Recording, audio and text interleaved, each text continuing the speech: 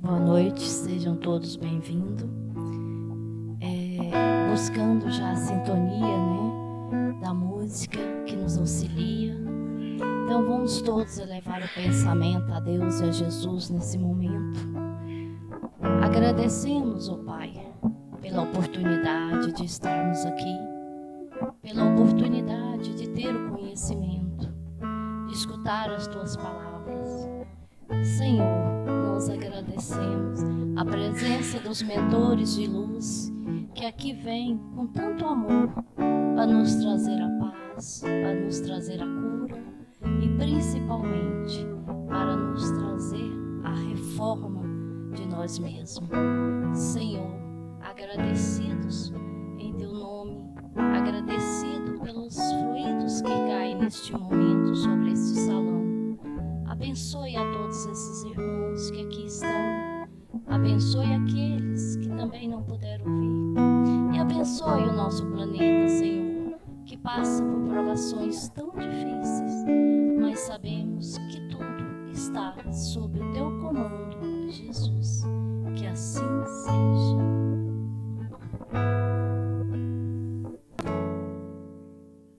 Um sentimento de piedade deve sempre orientar o coração daqueles que se reúnem sobre os olhos do Senhor e imploram assistência dos bons espíritos. Purificai vossos corações, não deixais perturbais nenhum pensamento fútil ou de prazeres materiais. Elevai vosso espírito em direção àqueles que vos chamais, a fim de que, encontrando em vós as necessárias condições, possam lançar em quantidade a semente de que deve germinar em vossos corações. É nele produzir os frutos da caridade e da justiça. Não acrediteis, contudo, que incentivado a vossa dedicação à prece e à evocação mental, desejamos a vós levar a viver a vida mística que vos coloque fora das leis da sociedade, onde estáis obrigado a viver. Não vivei com os homens de vossa época, como devem viver os homens, mas se renunciardes às necessidades, ou mesmo às banalidades do dia a dia, fazei-o com um sentimento de pureza que possa santificá-las.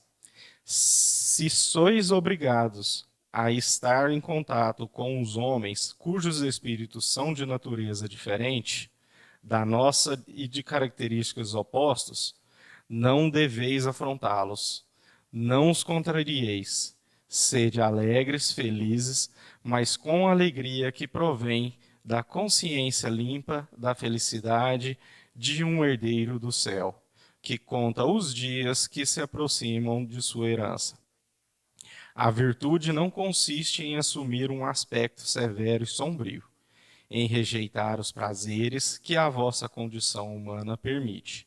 Basta reger todos os vossos atos pela lei do Criador, que vos deu a vida.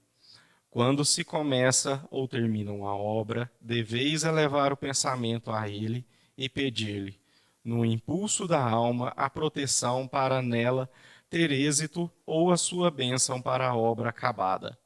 O que quer que façais, ligar vosso pensamento à fonte suprema de todas as coisas e não façais nada sem que a lembrança de Deus purifique e santifique vossos atos. É bom a gente estar presencialmente de novo, né? Saudade de ver os rostos, da gente confraternizar. Irmãos,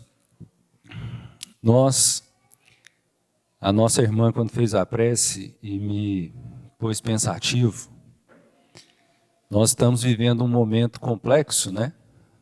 Pandemia, guerra, iminência de um conflito mundial, situações que nós necessitamos fortalecer a nossa fé, a nossa convicção num projeto maior. Como é que surge a assistência social, a questão da fraternidade, essa preocupação que a gente passa a ter com os nossos irmãos em sofrimento? E olha o detalhe, os nossos irmãos em sofrimento muitas vezes somos nós mesmos, né? Que podemos necessitar de qualquer forma. Então, é sob essa ótica que a gente queria muito trocar essa ideia e entender por que a doutrina espírita prega o fora da caridade não há salvação. Então, a gente dando uma passeada no mundo, só para dizer que a primeira referência que as pessoas têm em história, de escrita, de vestígios, estudos, se refere aos egípcios 5.000 anos antes, que já tinha a cultura de respeitar o próximo, reverenciar mortos. Aliás, a posse no direito nasce disso, muito antes da propriedade. Por que a posse nasce? Porque a gente, então, começou a enterrar quem a gente amava ali e não queria que bicho escavasse para comer e nem que ninguém ficasse próximo. E aí começou a se cercar. E aí nasce o Instituto da Posse, que depois de muito tempo vem virar propriedade. As dominicais. Então a gente tem a referência também dos babilônios, que há 3.000 anos antes de Cristo, dispensavam consolo aos aflitos e não separavam os casais de escravos. Cada um na sua condição, né? Mas já não separavam os casais. Hammurabi, né, que foi um rei babilônico que deu o primeiro código de leis. E qual era a finalidade do código de leis? Implantar justiça na terra, iluminar o mundo e propiciar o bem-estar do povo. A gente pode dizer que foi o primeiro rei político, né? Os hindus, há 600 anos antes de Cristo, através de Buda, da mesma forma Confúcio, né, que ensinava tolerância, igualdade, bondade, para alcançar um ideal superior. E terminando esse passeio nosso aqui, a gente ainda tem 300 anos antes de Cristo na Índia, nasce o primeiro hospital da história, que cuidava de pessoas e de bichos. Você vê depois de quanto tempo nós estamos na legislação goiana, agora que surgiu o primeiro hospital público para cuidar de animais. Público. Gregos eram intelectuais, cultivavam as artes, né? Dando à arte caráter religioso. Respeitavam o trabalho e valorizavam a hospitalidade. Os judeus, que era o povo mais bem instruído sobre Deus, tinha mais consideração pela mulher, o que é raro nos povos da antiguidade, cuidavam dos mais fracos, do pobre, das crianças e dos estrangeiros. Inclusive tinham um imposto, um dízimo, em favor do pobre, para que auxiliasse esses pobres. E recomendavam o amor ao próximo, não ao inimigo. Mas ao próximo recomendavam. E a gente termina aqui com os romanos, e a gente vai ver com quem parece. Quando havia problemas sociais, ameaçando a segurança do reino, do trono, do império, era habitual servir ao povo banquetes seguidos de distribuição de mantimentos e dinheiros, recursos, né? Inclusive as arenas, a fim de aplacar a ira do povo. Mais próximo dos nossos políticos de hoje, né? Dos shows, dos jogos, dos futebol, uma série de situações assim. E aí, o que a gente vê com isso? Então, Jesus vem inaugurar o que a gente ainda não conhecia na história da humanidade, que era só uma certa assistência. Jesus vem nos ensinar o quê? A promoção social. Porque é muito importante assistir, mas promover é a parte mais importante. O que a gente quer dizer com isso? Por que nós estamos falando disso? Porque a gente podia dizer o seguinte: qual é a base da casa espírita? O que é a casa espírita? É um lugar de consolo, de assistência, de acolhimento, de recepção para tratar e nos auxiliar naquilo que nós necessitamos. Nós encarnados e os nossos irmãos desencarnados. Então, o Cristo vem nos ajudar não só a assistir, mas a promover. Só que a gente tem que ter isso muito claro. Promover é só possível depois que a gente assiste. Como assim, Gualberto? Não dá para você querer promover uma pessoa com dor. Não dá para você querer discutir ou estudar com alguém que está sofrendo, que está angustiado, ou que está com fome, ou que está nu. Então, as necessidades primárias, básicas, elas necessitam de assistência. E aí sim a gente começa o trabalho de promover. E o que é que muda com o Cristo? Alcança todos os homens, escravos, inimigos e perseguidos. O que os judeus têm uma dificuldade imensa, e tinham, né? Por quê? Nós temos inclusive um capítulo no nosso evangelho que diz: amai os vossos inimigos.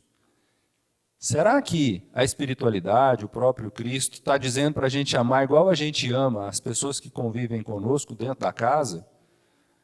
O cônjuge, o pai, o filho? Se a gente lê, nós vamos entender que não. O amar aí é não odiar, é não deixar de oferecer condições a uma reconciliação, é não desejar o mal, é não vingar, é não promover nada que seja ruim. Não é oferecer o mesmo lugar no coração àqueles que conquistaram o nosso afeto. Isso também é amar. Estende as condições materiais e espirituais, visando as condições morais. Ou seja, atende integralmente o homem, corpo e alma. É o próprio Evangelho de Jesus que dá base a toda essa assistência. E aí, só como referência, para quem quiser relembrar ou estudar, é na parábola do bom samaritano que nós vamos perceber com clareza isso, obrigado, isso que o Cristo nos ensina. Quando é questionado, quem é meu próximo? E ele propõe a parábola do bom samaritano, nos ensinando que o próximo é aquele que nós percebemos que tem uma necessidade da qual nós podemos auxiliá-lo. Será que a gente vê isso todo dia? Quase sempre. E qual é a visão que o Espiritismo traz da promoção e da assistência social, aprendendo com Cristo? E ele vem fazer diferente da concepção religiosa da maioria das pessoas. Traz uma luz nova à tarefa assistencial, realçando a responsabilidade dos seus seguidores pelo preceito: fora da caridade não há salvação. A gente que trabalha dentro da casa espírita, o que a gente começa a discutir e a entender? Qual é o colaborador mais importante? É o presidente? É o diretor? É o médium, psicofonista?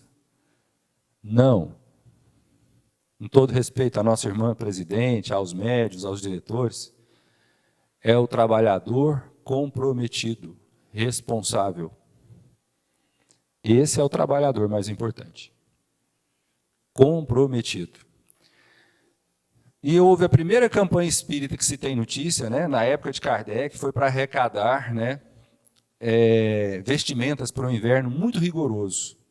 E a gente tem no Brasil grandes destaques de caridade, de trabalho assim, como o Dr. Bezerra de Menezes, Eurípides Barçanufo, Anália Franco, Batuíra e tantos outros.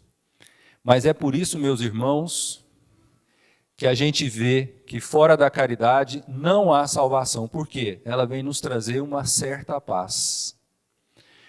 E aí a gente traz aqui para ilustrar o que há as 27 unidades federativas, né, que criaram com a Federação Espírita Brasileira uma proposta de trabalho em todas as casas espíritas, uma proposta de unificação.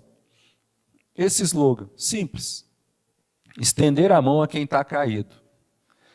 Esse caído pode ser alguém que está doente, com fome, desempregado, alguém que perdeu um ente querido, alguém que está com uma doença terminal, alguém que está entrando num processo de loucura, obsessivo, alguém que não quer mais viver. E é por isso que eu disse com todo respeito, esse caído, muitas vezes somos nós. Porque nenhum de nós, provavelmente, passará por essa existência sem algumas quedas. De todas essas que nós citamos. Ou de várias delas. E aí nós necessitaremos de irmãos equilibrados, fortalecidos moralmente, para nos estender a mão. Irmãos da casa espírita, irmãos vizinhos, irmãos colegas de trabalho, irmãos familiares, irmãos espirituais. E aí nós vamos querer que a gente receba essa assistência e que depois a gente consiga ser promovido para não necessitar da assistência e continuar caminhando. Entenderam de uma forma simples essa proposta, cuja casa espírita tem o compromisso de consolo, de trabalho, de assistência e promoção social espírita? Uma frase que eu gosto muito do manual do Serviço de Assistência e Promoção Social Espírita, o SAPS, como a gente carinhosamente chamava, que a caridade não está no que se dá. A gente fala em caridade, pensa assim, vou dar sopa, vou dar roupa, vou dar dinheiro. A caridade não está no que se dá, mas na relação que se estabelece com o outro. Uma relação que deve ser um processo amoroso de envolvimento de um ser com o outro. Porque quem sabe ofertar, não vamos nem colocar dar, quem sabe ser útil para quem está necessitando, põe de uma maneira que não é humilhante, que não é ofensiva. Não raro alguém que está dando, o outro acanhado, né, avexado, como diz no Nordeste, e a gente dizer, olha, é um prazer ser útil, eu tenho certeza que você faria o mesmo por mim. E quem sabe amanhã você pode fazer. Fico muito grato pela oportunidade de ser útil. E para a gente fechar o assunto sobre o SAPS, porque o homem é um espírito que reencarna. Nós não somos um homem que morre. Nós somos um espírito que reencarna. Porque a nossa verdadeira vida é espiritual. E reencarna para progredir. Portanto, tudo que lhe seja necessário para assegurar a existência corpórea é direito natural.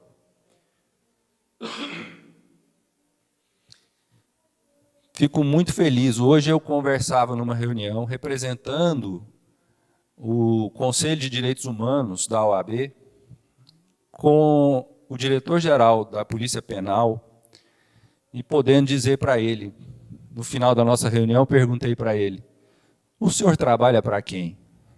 Ele riu, falou, sou servidor do Estado, né? Meu chefe é o governador. Falei, nosso chefe não é o governador. Aí ele riu, falou, quem que é? Falei, está muito acima. Quem que o senhor acha que é? Falei, eu tenho certeza que o nosso chefe é Jesus. O senhor aí no seu cargo importante, cuidando dos apenados, nós aqui tentando fazer alguma coisa, mas todos nós trabalhamos para o progresso e para o bem, todos nós somos colaboradores de Jesus.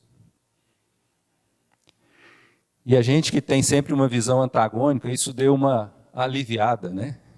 Então nós trabalhamos para o mesmo chefe. Vamos fazer o nosso trabalho dar certo. O senhor quer que tudo dê certo dentro dos mais de 12.500 presos dentro do estado de Goiás e nós queremos que eles tenham dignidade. Porque o ser humano não perde direitos humanos porque ele está agindo errado. Nós somos senhores de direitos ainda que hajamos errado. Você está passando a mão na cabeça e dizendo que ele não tem que pagar a pena dele? De forma alguma. Nós estamos dizendo que tem que pagar com dignidade.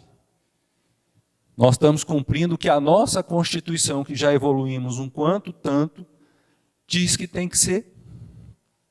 Que está ligado ao conhecimento evangélico. Amar os inimigos não é você dar um novo voto de confiança e deixar ele fazer o que ele quer, porque ele vai te aniquilar. Mas também não é querer acabar com a vida dele. Não é querer que ele sofra. Não é querer que ele pague com dor, com sangue. Percebem? Qual é a versão de amar? E aí a gente entra no nosso tema. Feita essa introdução simples, e nós não vamos demorar, que às vezes fala, nossa, isso é introdução, né? Os órfãos. Vocês vão ver por que esse assunto é tão importante. Do latim, né, e do grego, né, é um adjetivo e substantivo masculino que diz pessoa menor privada de pai ou mãe ou de ambos.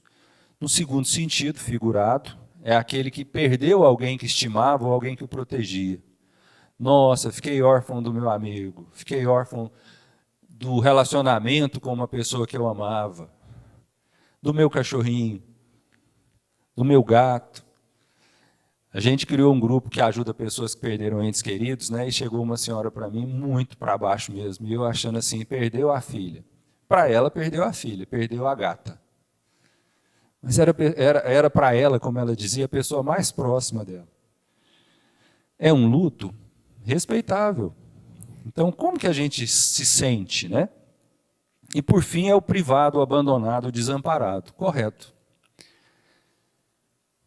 Tem muitos órfãos no Brasil, no mundo? O que vocês acham? Capítulo 13 do Evangelho, olha que bonito. Vem nos dizer, não saiba a vossa mão esquerda o que dá a vossa mão direita. Calci fala de forma brilhante, diz para a gente. Fazer o bem sem ostentação, os infortúnios ocultos, o óbolo da viúva, convidar os pobres estropiados, dar sem esperar retribuição, caridade material e moral, beneficência, piedade e, finalmente, os órfãos. E é sobre eles que nós queremos falar um pouquinho. Por que Deus permite que hajam órfãos? Para nos ensinar a servir-lhes de paz, para nos estimular a isso. Então a gente olha aquela criancinha, não precisa levantar a mão nem nada não, mas será que muita gente aqui conhece, ou alguns pelo menos conhecem, o nosso orfanato público? Já fomos visitar lá os órfãos que estão aguardando para ser adotados, desde bebezinho, a carência que eles têm de um colo. E o orfanato dos enjeitados, né, daqueles que ninguém quer adotar, com uma série de deficiências.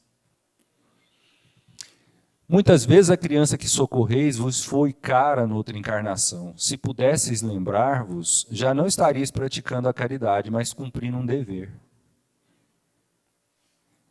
Quantos entes muito queridos podem estar nos aguardando por aí?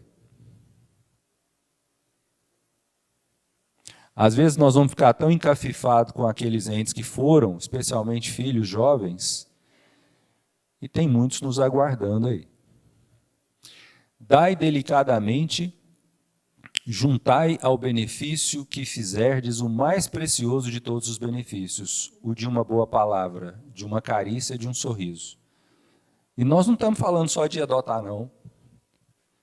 Tira um domingo, tira umas horas, tira um dia qualquer que você possa, visite, pegue no colo, faça uma prece, dê um sorriso, estimule esse pequeno ser ainda infantil, desamparado, para ele ter convicção que tem muita gente boa e que Deus cuida, através de nós mesmos, né, de todos nós.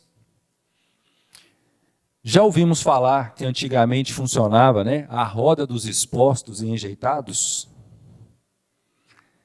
Até hoje tem uma expressão que muita gente fala e não sabe de onde veio. Falada muito entre os jovens, põe na roda. O que é põe na roda? Põe aí, que quem quiser pega, põe na roda, dê conta para todo mundo. Essa expressão é usada, mas ela vem daqui. A igreja fez um trabalho muito interessante, porque existia um número muito grande de aborto, das relações não consentidas ou das relações que não poderiam ser públicas, e nasciam essas pequenas crianças que ficavam na condição de orfandade, muitas vezes tendo os pais, e a igreja fazia o trabalho, então doe. Simplesmente se chegava nesses vários lugares que tinha e ainda tem no mundo, deixou de ter no Brasil há pouco tempo, se punha nessa roda, tocava a campainha e ia embora. Se quisesse, deixava um objeto qualquer para um dia, se a pessoa ou os pais arrependerem, dizer aquele objeto que ficava registrado, e aí ele tinha o direito a retomar aquela criança ou provar que era um pai ou mãe legítimo. Eram conhecidas como as instituições PIA de caridade. Eu estudei num colégio aqui que chamava Pio XII, que era da instituição PIA. Depois foram substituídas pelas instituições maristas, onde os meus filhos estudaram. Ali para a gente ter ideia, a quantidade de órfãos.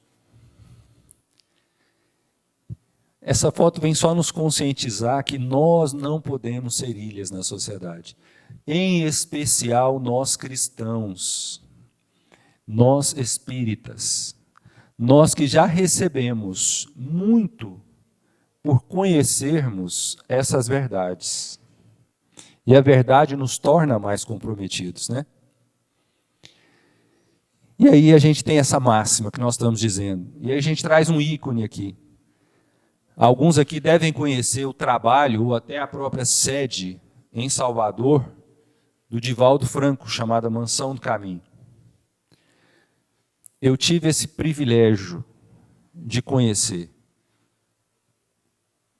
E eu atrelo sempre esse contexto, porque foi lá que uma mãe chegou para mim, pôs uma criança no colo e falou assim: leva para o senhor, cuida. Mas falou com a alma. Eu já tenho 8, não vou conseguir. Como vocês acham que eu me senti? Gente, eu me sinto uma pessoa até controlada, mas eu desatei em choro. Eu, a mãe da menina, a minha companheira à época e os meus filhos. Porque eu me afeiçoei de cara com aquela criança que chegou para ser minha. E foi um dilema. Um lado meu falava, vai e leva. E a minha companheira na época olhava estarrecida e diz assim: eu não vou nem opinar, eu não sei o que eu falo. E o que me fez não trazê-la foi que, ao ir afastando, a mãe começou a chorar muito. E a criança também. E eu percebi que aquele não era o caminho. Ela queria dar, mas ela já amava a criança, como a criança a ela.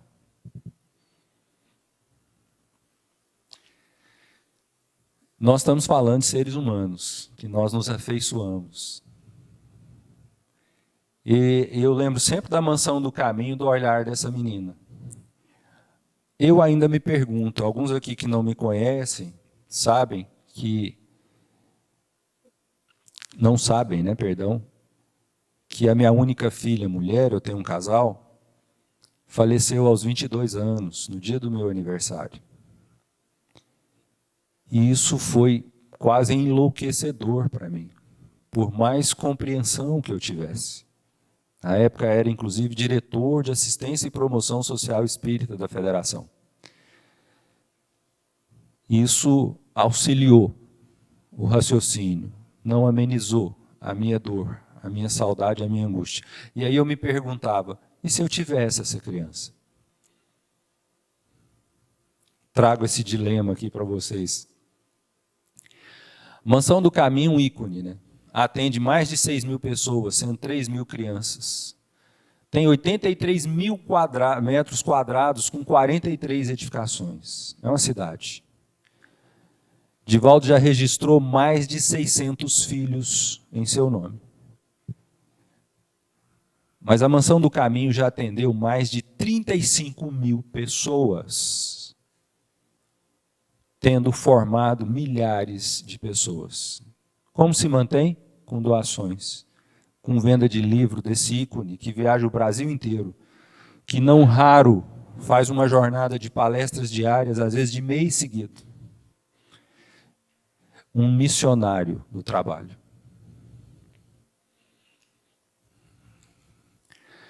E aí eu trago umas notícias tristes para a gente parar para analisar. Tem mais de 34.000 crianças aguardando na fila de adoção. É algo muito complexo, que nós precisamos ajudar a mudar na burocracia do país. Mais triste também saber que só pela Covid, essa notícia é de dezembro de 2021, só pela Covid, tem mais de 282 mil órfãos só nos estados do Nordeste. Como assim? Nós estamos falando em 550, aproximadamente, mil pessoas que morreram no Brasil. Quantas mulheres e quantas mães e quantas crianças ficaram órfãs? Isso é um problema que a gente não trata. que a gente não discute. E a que fez a reportagem fala isso, que é emocionante. Pior do que falar para uma criança que os pais morreram é vê-la esperar por alguém que nunca chegará.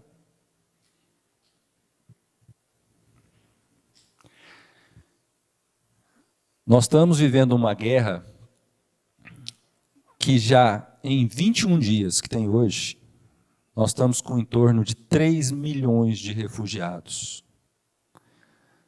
3 milhões de pessoas que são a metade, mais ou menos, mulheres, velhos, só homens, só a partir de 60 anos, e a outra metade, crianças. Tem mais de 1,5 milhão de crianças que abandonaram os seus lares, muitas que estão saindo sozinhas. É para entristecer? Não. É para a gente fazer as nossas orações pedindo por essas pessoas, agradecendo o Brasil, que com todos os desafios é um lugar maravilhoso. Olhando para os nossos problemas, que nós temos que resolvê-los. Espiritualidade não vai chegar e resolver para a gente. O que Jesus espera da gente é a oração com ação. É orar com ação. É agir. Poxa, Gualberto, mas como que a gente faz isso? Olhando para a nossa vizinhança, olhando para a nossa cidade, olhando para os problemas dos nossos companheiros, olhando para a nossa comunidade. Isso não é um trabalho dos políticos, não, meus irmãos. É nosso.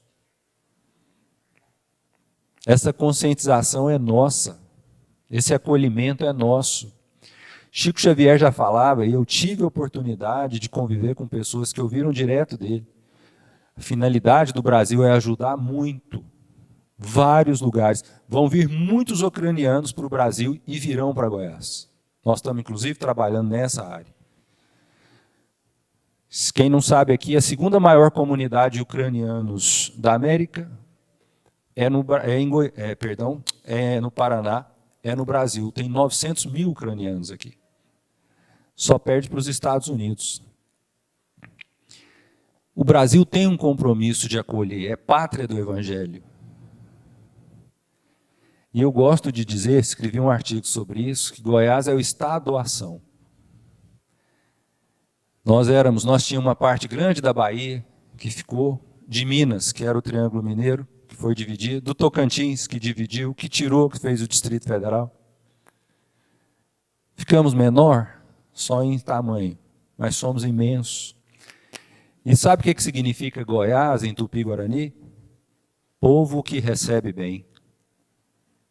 E nossa missão é receber bem. Se o Brasil é o coração do mundo, Goiás é o coração do Brasil. É o estado, a ação. É o povo que recebe bem, de braços abertos. Tem muita gente boa para chegar. Muita gente vai precisar da nossa acolhida, do nosso sentimento de fraternidade, não de barrismo. E a gente começa a entender que a globalização, uma guerra lá, como está nos comovendo, como está alterando o mundo, como nos diz respeito. Eu chorei anteontem, eu vou trazer isso para vocês, não me envergonhe. Eu acordo cedinho, muitas vezes em média às 5 horas da manhã, e vou dar uma olhada nas notícias. E entrevistaram um menino de 2 anos que fugiu sozinho da Ucrânia. E os repórteres tentando ajudar, ele entrevistou. O que você quer? Uma casa? Ele, mais que uma casa, eu quero um país. 12 anos. A gente não quer só uma casa. A gente quer um país, a gente quer uma comunidade, a gente quer uma vizinhança pacífica. A gente quer direitos. Isso é muito forte. Então, nós estamos vendo o seguinte: poxa, mas estamos tão atrasados, tendo outra guerra que pode virar uma guerra mundial. Mas o mundo inteiro está se questionando e se perguntando o que a gente pode fazer, como que isso pode acabar. E isso é muito positivo.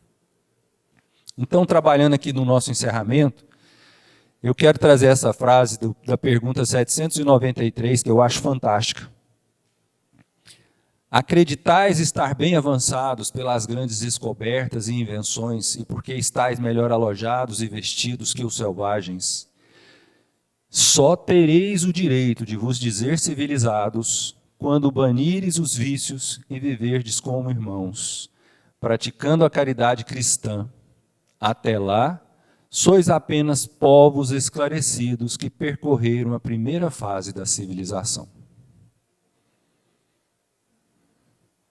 E a gente quer muito ser civilizado. Caridade requer exercício, como tudo. Fecho com esse último slide. Reconhecereis meus discípulos por muito se amarem. Quero concluir dizendo aos senhores, primeiro, estou muito grato por estar aqui, ter a oportunidade de continuar fazendo algo. Muita gente nos falava durante esse processo de pandemia que pegava Covid, e alguns imaginam alguma força a mais que a gente não tem, mas que por alguma razão a gente passa para o outro. O Alberto, me ajuda, me fala alguma coisa.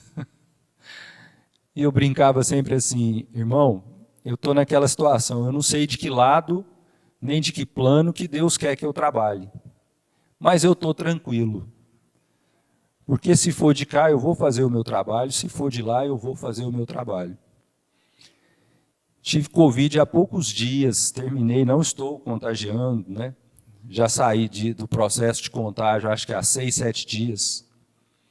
Tenho acompanhado, tomei as 3 doses e fiquei muito ruim.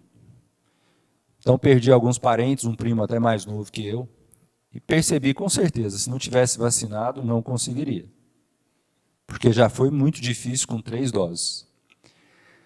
Mas o que eu queria trazer em dizendo isso é coragem, convicção. Não importa onde a gente estiver ou a circunstância, a nossa fé precisa ser inabalável. Porque nós temos que ter essa convicção, ter um projeto maior para tudo isso. Nós não estamos aqui aleatoriamente. A Covid veio, neste momento na humanidade, nos ensinar a repensar as nossas prioridades, nos ensinar a ser mais humanos. Nós mal saímos disso, já entramos num conflito com uma possibilidade de ser uma terceira guerra nuclear. O que a gente tira disso? Vamos ter medo? Não. Vamos ter coragem, vamos usufruir. Quem aqui sabe o dia da passagem de volta? Quero fechar dizendo o seguinte, irmão. Achei muito interessante um pastor que entrou num ônibus e começou a perguntar para as pessoas, sentava do lado e dizia assim, vou fazer como se fosse com a senhora. Minha irmã, a senhora está preparada para desencarnar essa semana? O pastor falava morrer, né? Nós sabemos que é só um vapt-vupt para voltar. Então ele pergunta para as pessoas, você está preparada para morrer essa semana? Quem não dá uma engolida seco?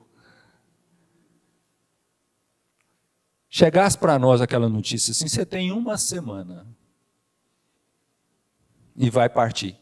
Você vai continuar fazendo tudo igual? Algumas coisas vão perder o sentido. Possivelmente algumas reconciliações precisam ser feitas. Alguns pedidos de perdão, algumas concessões de perdão, alguns ajustes. Ninguém sabe a hora da partida. Então nós precisamos não ter medo, não viver como se fosse o último dia, mas ter uma alegria diferente, uma confiança diferenciada. Ser grato a tudo isso de bom que nós temos. Ter convicção que o nosso Pai, é Deus. E nós somos herdeiros desse universo infinito e de felicidade imensa que ainda conseguiremos sentir, ter e auxiliar aqueles que necessitam. Muito grato pela oportunidade de estar com vocês, de estarmos aqui, e eu espero que nós possamos fazer a visita aos órfãos, a trabalhar essa ideia de olhar para os filhos alheios como nossos. Muita paz.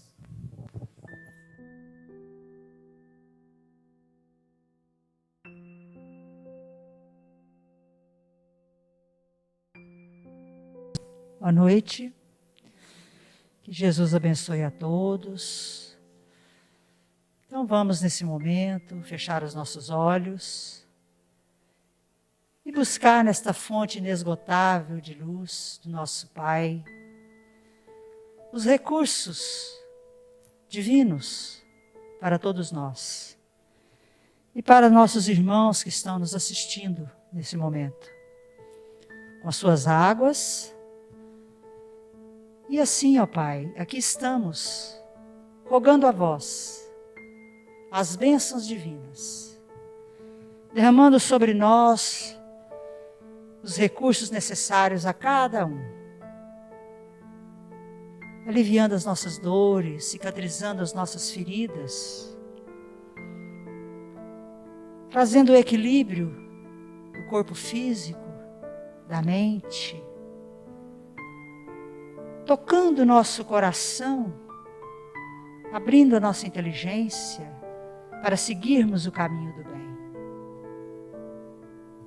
Para que a paz esteja presente em nossos lares, em nossa vida, afastando de nós toda e qualquer influência contrária à caridade. Que a luz do Mestre Jesus esteja presente em nossa vida. Que todos, ao saírem deste lar de amor, de caridade, possam sair com a fé elevada, buscando sempre o positivo na vida, a força do nosso Pai. E assim, agradecemos, Jesus, aos benfeitores de luz, a essa energia, a este fluido cósmico que nos envolve. Que todos possam ir para os seus lares, bem reconfortados. E assim, vamos agradecer com a prece que Jesus nos ensinou. Pai nosso que estais nos céus, santificado seja o vosso nome. Venha a nós o vosso reino. Seja feita a vossa vontade, assim na terra como nos céus. O pão nosso de cada dia nos dai hoje, Senhor. Perdoai as nossas ofensas, assim como nós perdoamos a quem nos tem ofendido. E não nos deixeis cair em tentação, mas livrai-nos, Senhor, de todo o mal, porque vosso é o reino, o poder e a glória para sempre. E que nas águas seja colocado o remédio necessário a cada um de nós. E que assim seja, e que vão na paz de Jesus.